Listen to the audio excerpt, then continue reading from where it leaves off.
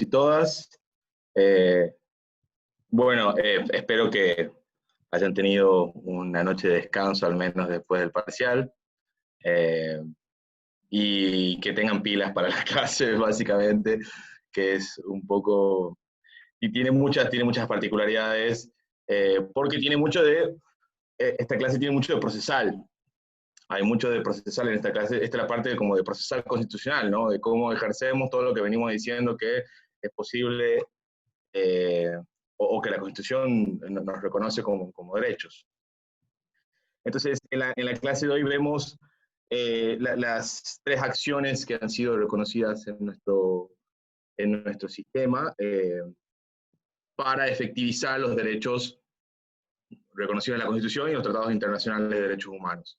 Estos tres mecanismos, que son, de vuelta, acciones judiciales o mecanismos procesales que se reconocen explícitamente en la Constitución, son el amparo, que es una acción de tipo más general, no es específica. El amparo abarca la totalidad de los derechos con alguna salvedad, que vamos a decir en un segundo.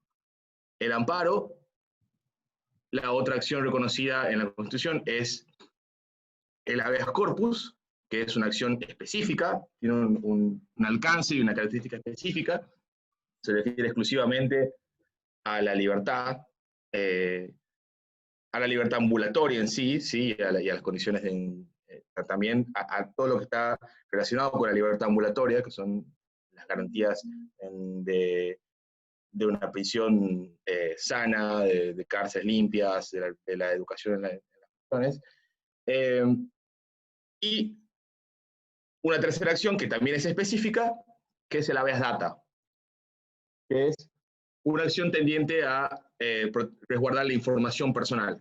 Ya vamos a ver en profundidad cada una, vamos a ver a qué se refiere cada una de estas tres acciones. La primera y la más relevante quizás de todas, por la cantidad de temas a los cuales puede abarcar, es la considerada del amparo, que es una acción que tiene que tener características particulares para poder proteger correctamente los derechos. Particularmente el amparo, o lo que se requiere de las acciones judiciales que protegen los derechos constitucionales, es la rapidez, básicamente en contraposición a lo que son las acciones normales o las acciones comunes del derecho. ¿Y cuál es la de, o por qué atendemos a esto? ¿Por qué no podríamos proteger nuestros derechos constitucionales mediante acciones comunes? ¿O podemos hacerlo? ¿Alguna idea al respecto? ¿Alguno ha visto, todavía no han visto ni nada de procesal? ¿O sí? ¿Alguna de procesal? ¿Nada? ¿Poco? ¿Ni un poquito? O sea, ¿es chino básico todo lo que estoy diciendo hasta este momento? Vamos por el principio, entonces. El derecho establece, ¿sí? Todo derecho en cabeza de una persona tiene como consecuencia una acción, ¿sí? Tiene como, y esto es como va a ser algo que lo van a ver, esto es Palacio, Lino Palacio, procesalista argentino. Todo derecho tiene como consecuencia una acción judicial, la posibilidad de ejercer una acción judicial. Si el derecho no tiene acción judicial, no estamos enfrente de un derecho, ¿sí? Si decimos que algo es un derecho y no existe una acción judicial para ejercerlo, difícilmente podemos hablar de que es un derecho. ¿Cuáles son las acciones judiciales que el sistema nos provee? ¿O cuáles son las acciones judiciales con las cuales contamos? Bueno, normalmente los códigos procesales, tanto del fuero federal como de los fueros provinciales, eso también ya más o menos han visto que existe algo que se llama justicia federal, que es cuando uno litiga solicitando algo del Estado Nacional, y la justicia provincial, que es cuando uno litiga solicitando algo del Estado provincial o entre vecinos de esa provincia. Los códigos procesales establecen la forma en la cual se llevan adelante las acciones judiciales, ¿sí? Se establecen los plazos, los requisitos para su presentación, y establecen el procedimiento, cómo se hace eso, ¿sí? Entonces, la mayoría de las cosas, la mayoría de los conflictos jurídicos que tenemos entre las personas transcurre por una vía común. A pesar de que son derechos establecidos en la Constitución. A ver, el derecho al trabajo, por ejemplo, es un derecho establecido constitucionalmente. Sin embargo, cuando me despiden a mí, yo no presento un amparo. ¿Por qué no presento un amparo? porque existe una acción judicial específica, en ese caso, que es más efectiva, que tiene una efectividad propia y además está establecida para esa situación particular. Ahora, existen determinadas afectaciones a derechos que requieren que el Poder Judicial procese esas situaciones de una forma más rápida, de una forma más ágil, ¿sí? Porque todos sabemos que un juicio tarda muchos años, todos sabemos que la justicia, y hay mediciones, por ejemplo, en Argentina al respecto, un juicio común en lo civil, por ejemplo, tarda aproximadamente 10 años desde su inicio hasta que obtiene una sentencia firme. Es un promedio. O sea, 10 años, imagínense, para, por ejemplo, un médico me operó mal, me dejó una esponja adentro, daños y perjuicios, una acción de daños y perjuicios, lo demanda el médico. Probablemente dentro de 10 años, recién terminó la discusión jurídica respecto a si él era responsable o no. Entonces, es muchísimo tiempo. Pero hay cuestiones que, por ejemplo, no pueden demorar ese tiempo, o no pueden, o situaciones urgentes que no pueden esperar a que la justicia tarde 10 años en resolverla. Sí, mala praxis es lo que se llama acción de daños y perjuicios en la jerga procesal, lo que le hacemos lo que le interponemos al médico.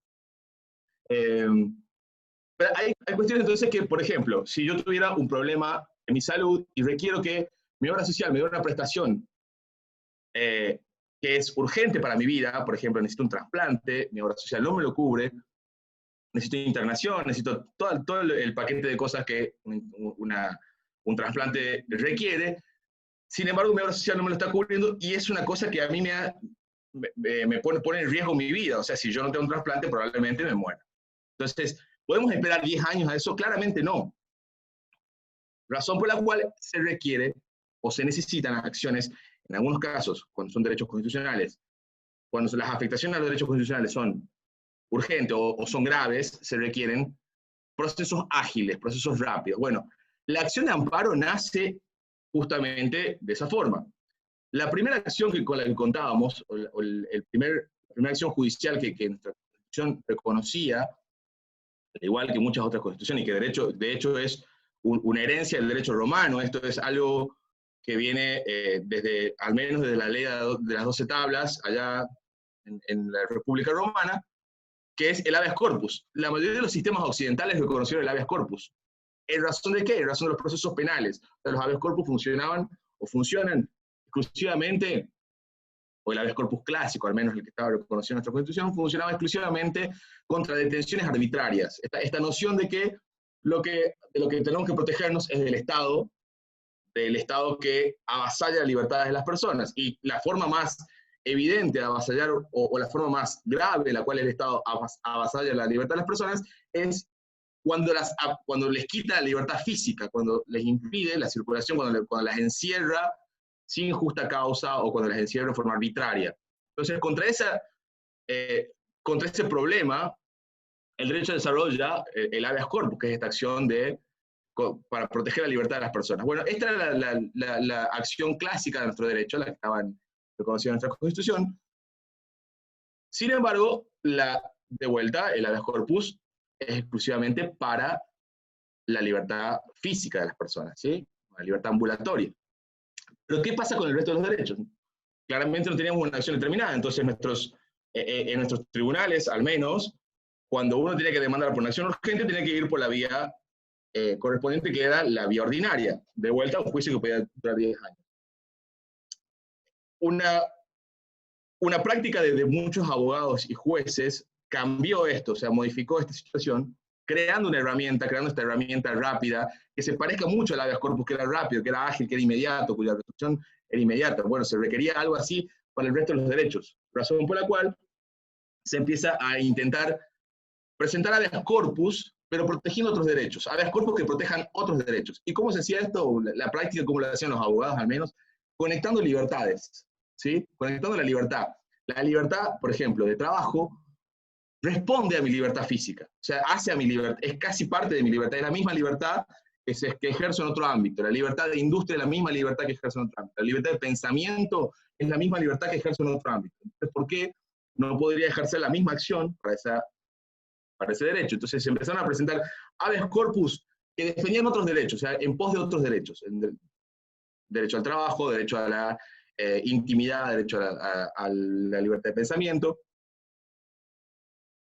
Particularmente eran o la libertad de industria o la libertad de trabajo mayormente, que eran los más clásicos casos que estaban presentados, los cuales eran rechazados, por supuesto, por los jueces, eran rechazados porque claramente no correspondía a la acción. Decía, el juez veía, decía habeas corpus, y que protegía era otro derecho que no era la libertad personal, se rechazaba. Esto llega, una de estas situaciones llega a la Corte Suprema de Justicia de la Nación, que resuelve en un famoso fallo, que se lo van a repetir 65 millones de veces, que es el fallo Siri. ¿Sí? En el fallo Siri, un dueño de un diario de Mercedes, de acá de la provincia de Buenos Aires, su diario es cerrado por la policía, le cierran el diario al señor Siri, y él presenta esta acción presenta un habeas corpus diciendo, es la libertad, o sea, necesito libertad de imprenta, libertad de prensa, ¿sí? Este país hay libertad de prensa, hay libertad de imprenta, por ende, presenta un habeas corpus que proteja esa libertad de prensa y esa libertad de imprenta. Esta es rechazada en todas las instancias previas de la provincia, de la justicia provincial, el superior de la Corte Suprema de la provincia de Buenos Aires, y llega a la Corte Suprema de Justicia de la Nación con un recurso extraordinario que lo primero que plantea es, no importa, en este caso, no importa que, que la acción judicial no sea idónea. No interesa que el habeas corpus, o no nos interesa en este caso que el habeas corpus no defienda estas libertades. ¿Por qué? Porque si decimos que tenemos derechos constitucionalmente adquiridos y no existe, y no le damos una acción acorde a esos derechos, acorde para la defensa de esos derechos, prácticamente sería como decir que no los tenemos. Prácticamente sería como decir que toda la primera parte de nuestra Constitución sería letra muerta. Entonces la Corte lo que sostiene es, se debe reconocer esta acción rápida y expedita, los tribunales tienen que reconocer esta acción rápida y expedita, y utilizan por primera vez esta noción de que se va a repetir varias veces, tanto en la ley posterior como en la Constitución. Tenemos que reconocer una acción rápida y expedita que posibilite contra las violaciones del poder público, en este caso era la policía, o sea, es parte del poder público, parte del Estado. Cuando las violaciones a derechos provengan de actos que sean ilegales, de actos que no sean conforme a la ley, tenemos que brindar esta acción judicial a las personas, la acción contra las violaciones del poder público. Esto, de vuelta, la Corte también toma acá la experiencia norteamericana, toma el desarrollo de este tipo de acciones. En Estados Unidos no existe el amparo como tal, pero sí existen las acciones rápidas, digamos, de defensa de derechos constitucionales. Entonces toma esta doctrina y la desarrolla en este primer fallo. Si no me equivoco, Siri es del año 56. Si no estoy en lo incorrecto. O sea, ya llevamos aproximadamente 64 años de Siri. Al año siguiente, en otro caso, la Corte reconoce o amplía un poco la posibilidad de presentar amparos, no solamente cuando la violación provenga de autoridades públicas, sino también cuando provenga de autoridades privadas, o sea, de personas privadas, ¿sí? De cualquier particular. Dice, bueno, el amparo también se tiene que, o sea, la garantía por los derechos de las personas también tiene que reconocerse respecto a las violaciones producidas por particulares, no solamente, ahí está, 57 y 58, me corrige Nico. Entonces, 63 y 62 años llevamos específicamente. Y entonces tenemos que la Corte amplía no solamente la posibilidad de presentar amparos a las violaciones frente a la autoridad del Estado, sino también cuando los particulares mismos sean los que violan los derechos. Ahora, el caso no es muy piola. Uno lo pensaría, digamos, desde, bueno que existe esta acción cuando son los privados, cuando el privado tiene mucho poder, porque existen particulares con mucho poder, personas con muchos, imaginemos personas con grandes cantidades de tierra o de bienes que violan los derechos de las personas a la vuelta o de las poblaciones más desaventajadas. Entonces, claramente está bueno que exista esta acción, nada más que no es creada en ese sentido, sino es creada justamente una acción en un caso donde eran los trabajadores los que estaban reclamando, ejerciendo su derecho de protesta, habían tomado la fábrica, y el dueño de la fábrica dice, no me están permitiendo trabajar, no me están permitiendo ejercer mi libertad de industria. Por ende, presenta esta acción de amparo directamente, llamándola como acción de amparo ante la justicia, y la Corte le reconoce esta facultad de presentar la acción de amparo contra violaciones de particulares, y por supuesto restituye el derecho y desaloja la fábrica. Ahora, el caso no es muy piola, digamos, si bien el antecedente que deja termina siendo relevante en este sentido, en el sentido de las violaciones particulares, el caso era claramente en contra de esas poblaciones más desaventajadas. Entonces, tenemos acá dos casos judiciales de una creación, lo que se llama, esto se llama en la jerga, no lo repitan nunca más, pero se le suele llamar creación pretoriana, creación de jueces, ¿sí? Entonces, el amparo es creado por jueces, la acción de amparo se crea por jueces. ¿Qué es lo que desencadena esto? Bueno, si la Corte Suprema permitía esto, muchos jueces de primera instancia empiezan a hacer lugar a amparos. Entonces, la proliferación del amparo durante al menos 10 años produce que la mayoría, y justamente sumado esto a la falta de reglamentación, o sea que no había ningún tipo de reglamentación respecto a la acción, produce una explosión de la utilización de los amparos en causas judiciales.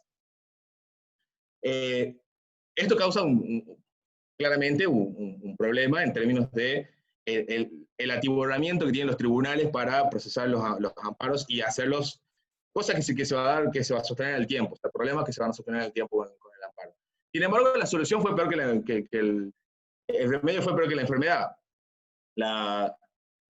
Durante la dictadura, en el año 66, se dicta la ley que se la conoce graciosamente como ley del desamparo, la ley 16.986, que viene a reglamentar, pero en realidad, más que reglamentar, termina restringiendo casi absolutamente toda posibilidad de presentar acciones de amparo.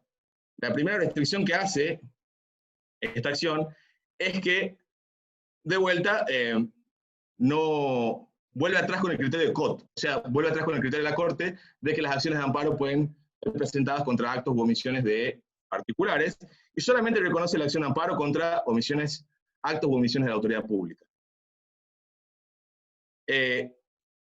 Y pone estos criterios que ya había utilizado la Corte, que en forma actual o inminente lesione, restrinja, altere o amenace, con arbitrariedad o ilegalidad manifiesta, estos son dos requisitos como relevantes que se van a sostener en el tiempo, los derechos o garantías explícitas o implícitamente reconocidos por la Constitución Nacional, con excepción de la libertad individual tutelada por el habeas corpus. Ahí manda al habeas corpus. Sostiene el habeas corpus que estaba en la Constitución. ¿Pero qué pasa? El artículo 2 es el más problemático, o sea, después de esta definición que parece piola, que parece que igual restringe de vuelta a todas las violaciones producidas por particulares, el artículo 2 es el problemático porque nos establece los requisitos de admisibilidad. Y en estos requisitos de admisibilidad es donde deja afuera prácticamente cualquier tipo de acción presentable contra el Estado. En la primera, el primer requisito es la existencia de recursos o remedios judiciales administrativos. Pero esta sola mención quiere decir que si existe cualquier otro recurso judicial contra esa violación o contra ese problema, el amparo automáticamente no es procedente. Esta es una de los más grandes filtros que sufre el amparo, cuando durante mucho tiempo se utilizó esta ley para decir, existen acciones comunes, existen acciones en el derecho procesal que posibilitan la protección de ese derecho, por ende, el amparo no es procedente. Esta fue entonces una de las más utilizadas, la existencia, directamente la existencia de un recurso, remedio judicial o administrativo. ¿Cuál es el problema? El gran problema no es solamente la existencia de un recurso judicial, sino también la existencia de un recurso administrativo, y este es un escape a lo que es la posibilidad de la justicia o del Poder Judicial de revisar los actos administrativos. Si existe un recurso administrativo que muchas veces es resuelto exclusivamente por la misma persona dictado del acto, entonces termina habiendo un desamparo absoluto de la persona porque la existencia de un mero recurso ante esa misma autoridad hace inviable el amparo. Esto es de vuelta, es uno de los mayores filtros que sufrió el amparo, el reconocimiento jurisprudencial del amparo. El segundo es algo que todavía se mantiene, que es que el acto impugnado emane de un órgano del Poder Judicial. Esto, este caso, digamos, quiere decir que ninguna sentencia sería o posibilitaría que el amparo sea presentado contra lo que se sostiene en una sentencia.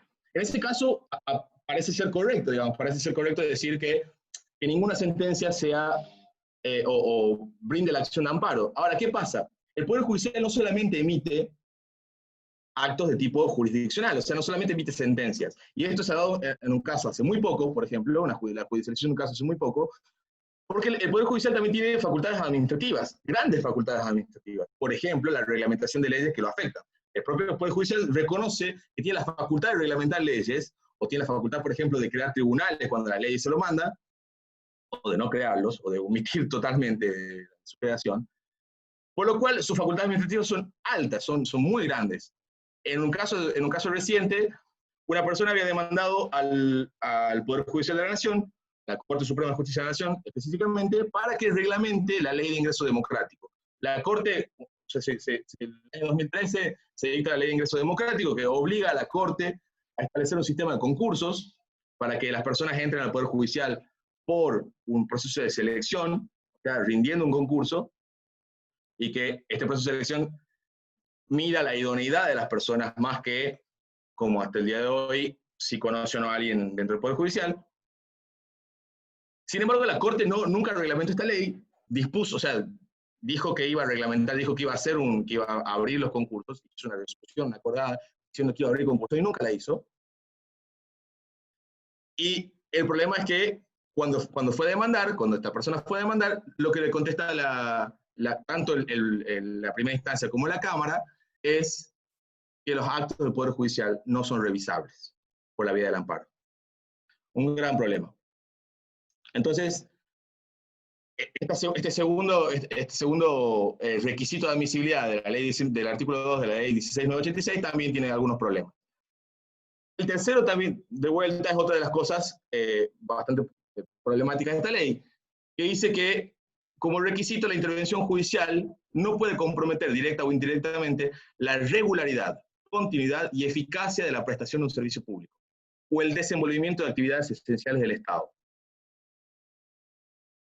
El problema es que lo laxa que es esta enumeración que hace el inciso C, es que cualquier cosa se podría decir que compromete la continuidad de un servicio público. Por ejemplo, si se hace una acción popular o una acción colectiva respecto a usuarios del servicio de electricidad o del servicio de gas, se podría decir que compromete un servicio público y terminaría siendo improcedente el amparo.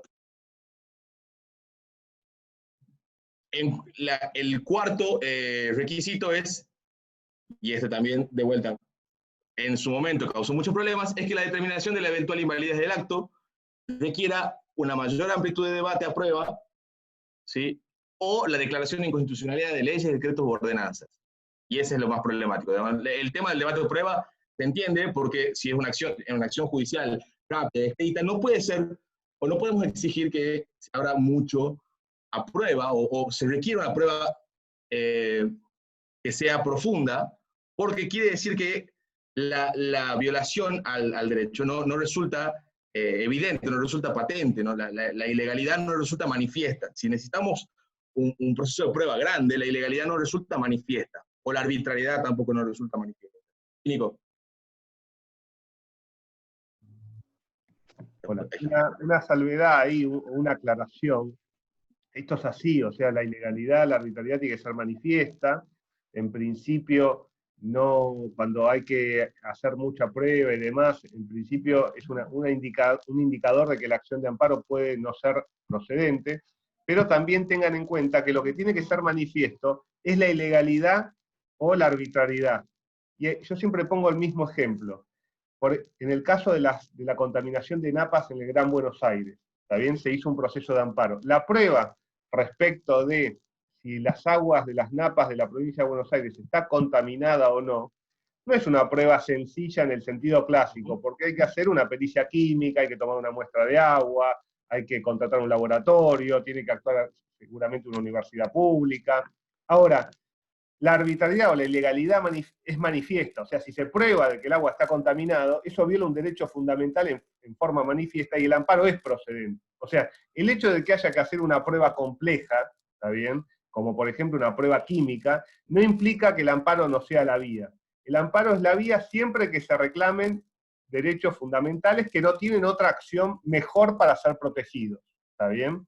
Entonces, al punto de que tanto la ley de amparo como los códigos procesales, cuando se aplican, por ejemplo, cuando son contra particulares, se aplica el Código Procesal Civil y Comercial de la Nación, las leyes de amparo de las provincias, prevén, tienen capítulos respecto de producción de prueba, prueba pericial, prueba de testigos, ¿está bien? O sea, no es que cuando hay que hacer prueba el amparo no es procedente, lo que importa es el carácter manifiesto de la violación constitucional. Hay veces que para probar eso hay que hacer una prueba, pero eso no impide de que sea manifiesta la violación, ¿está bien? Ahí hay una relación que a veces no está tan clara, ¿tá? Y en general los gobiernos y los demandados dicen, no, si hay que hacer mucha prueba, el amparo no es procedente.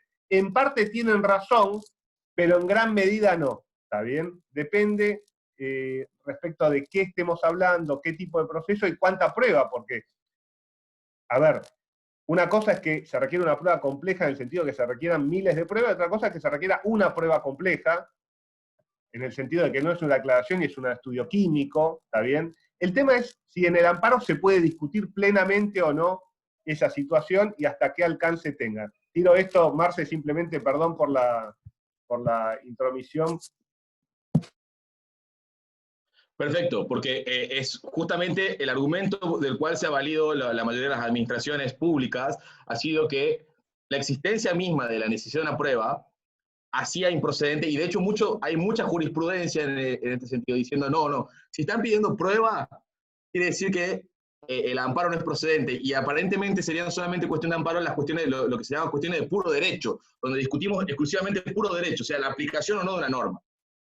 Y en eso viene como perfecto, como anillo al dedo la aclaración de Nico, que es al contrario, o sea, lo que no tiene que ser difícil de probar es la ilegalidad o la arbitrariedad. Ahora, la mayoría de veces nunca es difícil probar la ilegalidad o la arbitrariedad. Quiere decir que lo único que tengo que probar es ausencia de razones o que lo aplicado va en contra de una norma. Entonces, la discusión jurídica de prueba no requiere demasiado...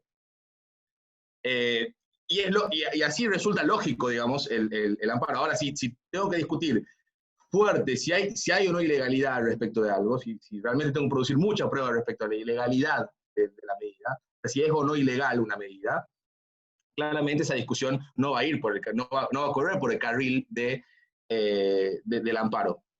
Por ejemplo, o sea, de vuelta, un caso de esto, por ejemplo, sería una praxis médica. O sea, si estamos discutiendo la responsabilidad médica, la utilización o no de un procedimiento se puede decir que es o no ilegal. O sea, sería o no ilegal, por ejemplo, la eutanasia. Sería o no ilegal, por ejemplo, la intervención quirúrgica en contra de la voluntad de una persona cuando es para salvar la vida. O sea, en esos casos, lo que estamos discutiendo no es la cuestión de prueba de fondo, o sea, no es la prueba del hecho, ¿sí? No es la prueba del hecho, sino la prueba de la antijuridicidad. O sea, si es o no es. Y eso requiere mayor debate, requiere que llamemos especialistas, requiere que llamemos especialistas jurídicos, requiere que el tribunal se tome tiempo de debatir el tema. Por eso esos casos van a ir por la vía común. Y los otros casos donde la antijuridicidad o la arbitrariedad es evidente, van por el amparo. Pero ¿qué pasa? Bueno, esto ha sido utilizado como un obstáculo fuerte respecto a la posibilidad de presentar amparos. Y el otro, que es peor todavía, es que no se puede dictar la inconstitucionalidad, que el amparo no puede dictar la inconstitucionalidad de una norma, de una ley, decreto, reglamento. Esto sí termina de tirar por tierra cualquier posibilidad de que los jueces revisen el control de los actos públicos. Entonces, si no pueden dictar la inconstitucionalidad de un acto, si no pueden decir este acto no es aplicable en este caso, porque causa un daño grave, y por ende es inconstitucional la norma que lo que le está haciendo, el juez está muy atado de manos. De hecho, muchos, o sea, lo que hacían algunos jueces que tenían ganas de fallar a favor de la persona era buscar una vuelta jurídica para no decir que la norma es inconstitucional, sino que el caso no se aplica a la norma. O sea, intentaban quitar el caso de la norma en vez de declararla inconstitucional. Entonces eso es un terrible obstáculo, que después va a ser eliminado en la reforma constitucional. Hay varios de estos que van a ser tácitamente eliminados. El problema es que, de vuelta, lo tácito no es tan claro para los tribunales a veces, que siguen exigiendo algunas cosas. Y la última, los dos últimos requisitos, digamos, relevantes, estamos en la inconstitucionalidad, y la última, perdón, el último requisito relevante es un plazo de caducidad de la acción. Y este plazo de caducidad de la acción también tiene problemas gigantes. El plazo de caducidad que establece la ley es de 15 días. O sea, 15 días desde que la violación se produce, o es conocida supuestamente. Esto también, de vuelta, ha sido interpretado de distinta forma por los tribunales. A partir de la fecha en que el acto fue ejecutado o debió producirse. Y la forma en la cual está redactado este artículo es de lo más problemático. Porque en este caso habla de una acción o una omisión, digamos, o sea, la posibilidad de una acción o una omisión. Dice desde que el acto fue ejecutado o desde que debió ejecutarse. La fecha de que debió ejecutarse es porque estamos hablando de una omisión estatal. O sea, el acto debería haberse ejecutado acá y no se ejecutó. ¿Qué pasa?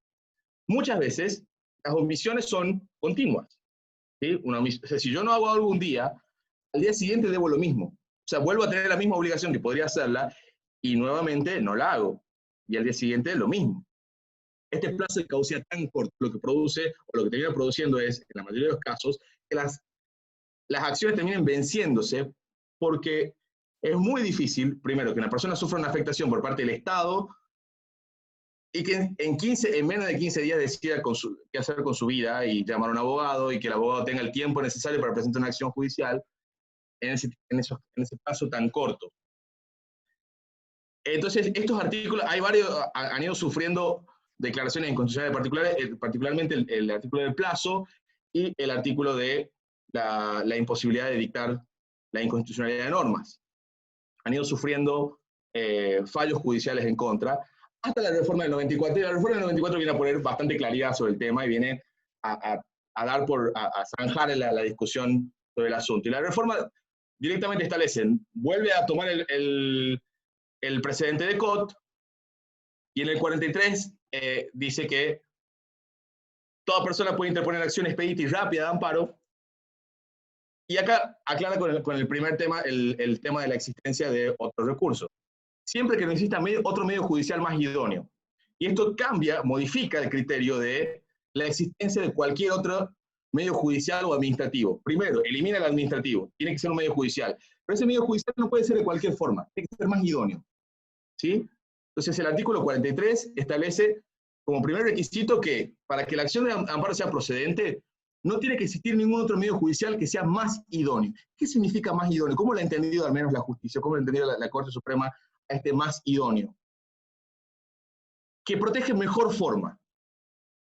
Entonces, no podemos decir que una acción protege en mejor forma algo si tarda más tiempo o si requiere una mayor carga para la persona que está demandando. Por ende, hasta que no creemos una acción que sea todavía más rápida y más que requiera menos trabajo o menos carga para la parte demandante, el amparo sí o sí va a ser la acción idónea. Sí o sí va a ser la vía idónea para demandar. Entonces, pero al menos esta aclaración de la Constitución lo termina echando por tierra al menos el primer requisito de la ley 16.986. De nuevo, contra todo acto o omisión de autoridades públicas o de particulares, CIRICOT, que en forma actual o inminente lesione, restrinja, altere o amenace. Acá de vuelta, fíjense que el tipo de afectación, que esto ya estaba en la ley 16.986, pero el tipo de afectación no es solamente la afectación producida, no solamente la afectación pasada, y no es solamente la vulneración absoluta del derecho, sino es de vuelta, que de forma actual o inminente lesione la violación del derecho, altere la modificación del derecho, restrinja la limitación del derecho, o amenace, es la posibilidad futura de que el derecho ese se vea dañado. Entonces, el tipo de violación que se puede interponer o que puede justificar una demanda de amparo no es solamente la violación pasada o actual del derecho, y no es solamente la violación total del derecho, o sea, la negación total del derecho, sino es o la alteración, o la modificación, o sea, la limitación, o su amenaza futura. ¿Sí? Si hay una amenaza cierta y real sobre la posibilidad de que se viola un derecho, también va a habilitar la acción de amparo.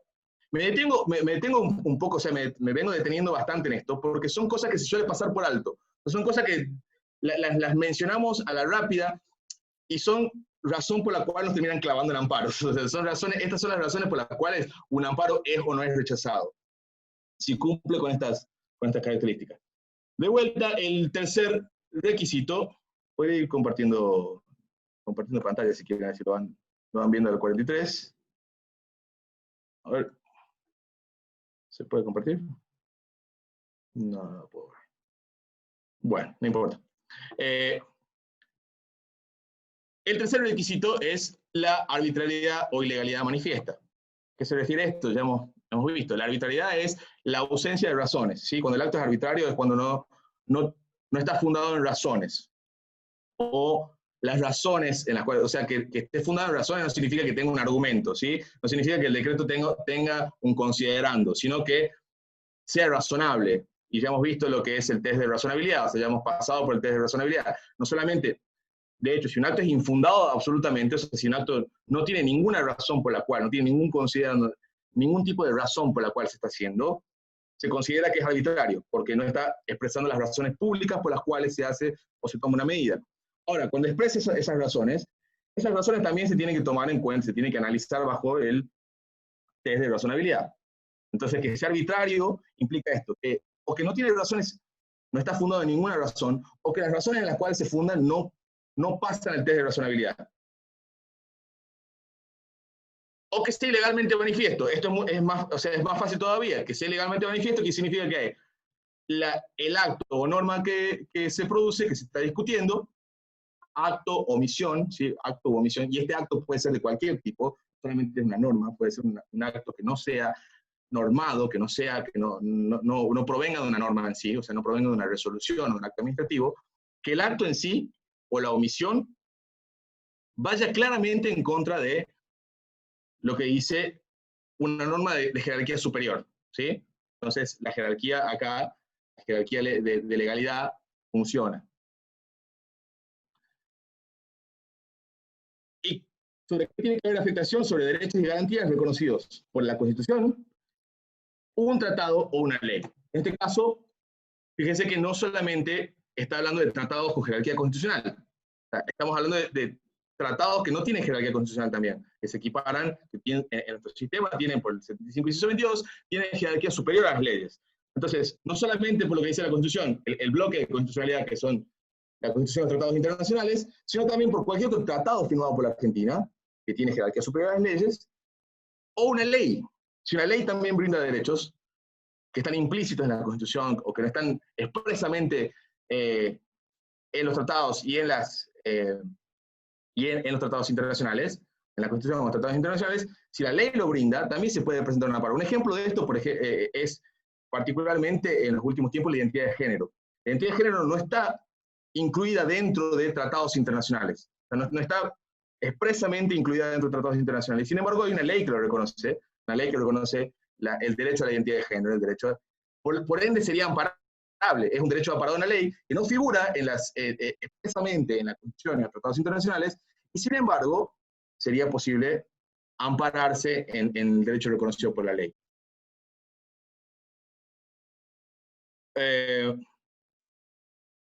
Seguimos. ¿Cuál es y en este caso, de vuelta a la Constitución, deja claramente expreso la derogación implícita de la ley 16.986 de la imposibilidad de declarar la inconstitucionalidad. Dice expresamente: en el caso, el juez podrá declarar la inconstitucionalidad de la norma en que se funda el acto o omisión lesiva. En este caso, la Constitución expresamente no menciona, y menciona de hecho por única vez en el texto constitucional, la posibilidad de declarar la inconstitucionalidad de una norma.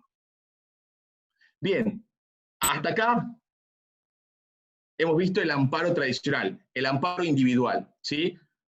Esto es lo que se conoce como amparo individual. ¿Por qué? Porque en este caso, ¿quién es el legitimado para, o cuando hablamos de legitimado, ¿sí? En esto que de vuelta, la legitimación, hablamos de legitimación procesal, ¿sí? Esto es lenguaje procesal. El legitimado es el que tiene la acción, el dueño de la acción, ¿sí? ¿Quién es el legitimado a presentar la acción? ¿Alguno? Acá necesito participación, porque están... Yo creo Cualquier persona. ¿Cualquier persona? Que cumpla con, bueno, los requisitos del artículo. Bien, Brenda. Claro. No solamente tiene que cumplir con los requisitos del artículo, sino el afectado, ¿sí? El damnificado. Bien señalado esto. El dueño de la acción es aquel cuyo derecho ha sido alterado, restringido, lesionado o amenazado. Ese es el dueño de la acción. Y solamente él puede interponer esa acción de amparo. Cuando decimos solamente él, puede ser él o sus representantes legales, ¿sí? Siempre hablamos de esto, él o sus representantes legales. Que el abogado de esa persona presente la acción, no es que otra persona la está presentando, no, está representando legalmente a esta persona en el juicio. Cuando la persona es menor, sus representantes forzosos son los padres. O sea, los menores, los niños, niñas, adolescentes, salvo algunos casos particulares donde pueden ejercer determinado tipo de acciones, o tienen permitido ejercer determinado tipo de acciones, los representantes de ellos van a ser sus padres, ¿sí? Entonces, que lo presenten sus padres implica como que la está presentando esa persona, porque son sus representantes legales. Bien, pero ¿alguien más podría presentar el nombre de ellos? Y esto es algo tremendamente relevante. Nadie más podría presentar el nombre de ellos, ¿sí? Solamente el afectado tiene la posibilidad de iniciar este juicio, iniciar la acción judicial y motorizar este proceso. Hasta acá, cerramos el amparo individual. Dudas, consultas, preguntas. Discapacitados, no, ojo, personas con discapacidad no tienen representantes forzosos. Ya no existe la noción de la curatela forzosa, ¿sí? De hecho, la Ley Nacional de Discapacidad reconoce a las personas con discapacidad el pleno ejercicio de sus derechos, salvo una interdicción judicial, ¿sí? Cuando hay una interdicción judicial, o sea, cuando un juez dice que una persona no puede ejercer por sí misma sus derechos, que también hay una discusión respecto a esa interdicción judicial, salvo ese caso, salvo que exista una sentencia de interdicción judicial, una persona con discapacidad puede ejercer absoluta y plenamente sus derechos. Absoluta y plenamente. La discapacidad física o intelectual no hace a la capacidad jurídica. Y eso es un tema relevante. El segundo requisito del amparo es que las resoluciones judiciales no son susceptibles de amparo. Eso es una de las limitaciones que pone la ley 16.986, ¿sí? Que los actos no provengan del Poder Judicial. Entonces, no podemos presentar amparos contra actos que provengan del Poder Judicial. De nuevo, esta interpretación tiene que ser restrictiva. Actos del Poder Judicial entendidos como resoluciones judiciales, pero entendidos como sentencias judiciales. No podemos interponer amparos contra sentencias judiciales, no contra actos administrativos del Poder Judicial, porque ahí estamos ampliando en una forma que la ley no, o que la Constitución no posibilita. Sí, Nico. Sí, como bien dice Marcelo, a ver, a modo de refuerzo de un fin de primer módulo, del primer párrafo del artículo 43. Primero, cuando lean la ley de amparo, que algunos llamamos en la doctrina constitucional ley de desamparo, porque es una ley que fue establecida por la dictadura de Onganía para limitar los efectos de los fallos de Siricot, ¿está bien? Hay que mirarla con pinzas porque luego de la ley de desamparo primero hubo varios fallos jurisprudenciales de la Corte Suprema que declararon, por ejemplo, Autón, que declaró que se podía decretar la inconstitucionalidad de una norma durante el proceso de amparo, y luego con la reforma del artículo 90 de la Constitución en el 94, el proceso de amparo cambió radicalmente. Lamentablemente los tribunales federales siguen aplicando la ley 16.986, ¿está bien? Y han limitado algunos de sus efectos. Pero cuando lean amparo, empiecen leyendo por el artículo 43 de la Constitución y no por el artículo 1 o 2 de la 16.986, porque esa ley en gran parte está derogada, ¿está bien? Por la Constitución. Otro punto. El primer párrafo es el amparo individual, como bien dijo Marcelo. Pero no solo es el amparo individual, también es la base ideológica y la base de funcionamiento del resto de los tipos de amparo. Cuando vayamos al amparo colectivo del segundo párrafo, va a decir la Constitución, pueden interponer esta acción, y se está refiriendo a la acción del primer párrafo, con lo cual, el primer párrafo también da un continente, da los requisitos en general del resto, los requisitos básicos del resto de los tipos de amparo, que van a ser modificados por las características de cada tipo de amparo. Va a cambiar el legitimado, va a cambiar los efectos de la sentencia, van a cambiar algunas cuestiones, pero el núcleo de la idea está en el primer párrafo. Y un punto clave cuando tengan que litigar amparos es el requisito de vía judicial idónea. ¿Está bien? Hay un requisito del artículo 93 que establece que el amparo es procedente siempre que no exista una acción judicial más idónea. Esto se ha interpretado, tiene dos interpretaciones básicamente. Una interpretación de un sector más conservador que dice que el amparo es una vía heroica, excepcional, que es muy difícil que resulte procedente, y una lectura, entiendo yo, más ajustada al texto de la Constitución, pero más, si quieren, progresista, que dice que el amparo es la vía principal para defender derechos fundamentales. ¿Está bien? Con lo cual, siempre que hay un derecho fundamental en juego, en principio es procedente el amparo. ¿Cuándo no va a ser procedente el amparo? Cuando haya una vía procesal que garantice mejor ese derecho. ¿Y cuáles son las acciones que garantizan mejor los derechos? Los tipos de acciones, los procesos especiales. Cuando ustedes vayan a un código procesal van a ver que hay procesos comunes, que en general se llaman ordinarios, está bien, que es por ejemplo el trámite de un juicio de daños y perjuicios, y lo que se llama procesos especiales, que son procesos judiciales especialmente diseñados para determinadas características. Por ejemplo, el proceso ejecutivo de un cheque de un pagaré, o el proceso de desalojo, o el proceso de sucesiones, o el proceso de las acciones posesorias. Ese tipo de procesos, o sea, si a mí alguien me usurpa la casa, se violaría el derecho de propiedad o de vivienda digna, ¿está bien? Pero no es procedente el amparo. ¿Por qué? Porque hay una acción especialmente diseñada para eso, que lo garantiza mejor, ¿está bien? Porque está pensado para eso, es un traje a medida. Es un traje a medida, la acción de desalojo, el juicio ejecutivo, todos los tipos de subejecuciones, las acciones posesorias, el juicio de divorcio, el proceso de sucesiones. Esos son medios judiciales más idóneos. Nunca va a ser medio judicial más idóneo para defender un proceso un derecho fundamental, un proceso ordinario, ¿está bien?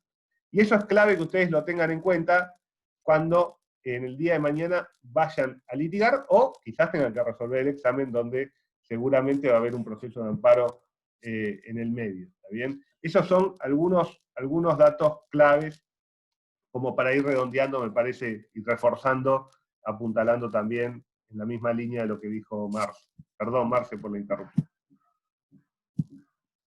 Perfecto, buenísimo. Buenísimo porque estas son cosas que por ahí en la práctica, o sea, la práctica de estas cosas da este feedback sobre cómo funcionan los hechos, sobre cómo lo interpretan los jueces, y esto que les hice yo, el caminito histórico, no es para que lo hagan en ese caso, o sea, no sigan argumentando un amparo con City Code, ya no, digamos, ya no necesito City Code, necesito la Constitución. Ahora, City Code me sirve para ver cómo armar el argumento, digamos, o cómo fundamentar que algunas cosas no pueden, o algunos requisitos no pueden ser exigidos. Pero ya, es necesario argumentarlo con la Constitución. Para pelotear algo. Sí. Yo creo que City sigue teniendo actualidad, ¿Está bien? Creo que Siri es el corazón de la idea del amparo. De hecho, la Constitución tiene un problema, el artículo 43, que es que se basó en la 16.986. Usa el mismo lenguaje, ¿está bien? Lo flexibiliza, pero sigue utilizando una herramienta que utiliza de base una herramienta que está para limitar el proceso de amparo. Yo creo que en Siri está el corazón, el espíritu, la idea fundamental de los procesos constitucionales, que es garantizar derechos fundamentales más allá de la forma, a través de un proceso rápido, expedito, y de que la función de los jueces es garantizar esos derechos y no fijarse en si está la coma o no está la coma, si hay un proceso especial, si no hay un proceso especial. Si el juez chequea en la realidad que se está violando un derecho fundamental de alguien, su tarea es restablecer el derecho violado, hacer cesar la violación. Me parece que ese es la genial. Para mí Siri es el mejor fallo de toda la historia de la Corte Suprema, ¿está bien? Lo digo desde esa parcialidad. Es un fallo corto. Es un montón. Para mí es el mejor de todos. Porque va al caracú, va al tema de la efectividad del derecho y va a la función del Poder Judicial en esa garantía de los derechos y para qué está el proceso de amparo y los procesos constitucionales. Digo, está muy bien lo que dice Marce, no se queden con Siri porque pasaron 54 años de Siri, 53, no vamos a seguir solo con Siri. Pero en Siri hay algo, está como la fuerza que está detrás del argumento. El argumento cuando ustedes tengan que contestar una vista de un gobierno o de una administración que le diga no, el amparo no es procedente por tal y tal cosa, Siri les va a dar la frescura, la argumentación, el norte para poder, en una audiencia oral o en un escrito, argumentar fuertemente de por qué los jueces están obligados a fallar y a abrir la vía del amparo. ¿Está bien? Perdón por mi romanticismo con Siri. Vale. Igual lo van a leer y les va a gustar el fallo. La verdad está bien escrito el fallo. Está muy bien escrito.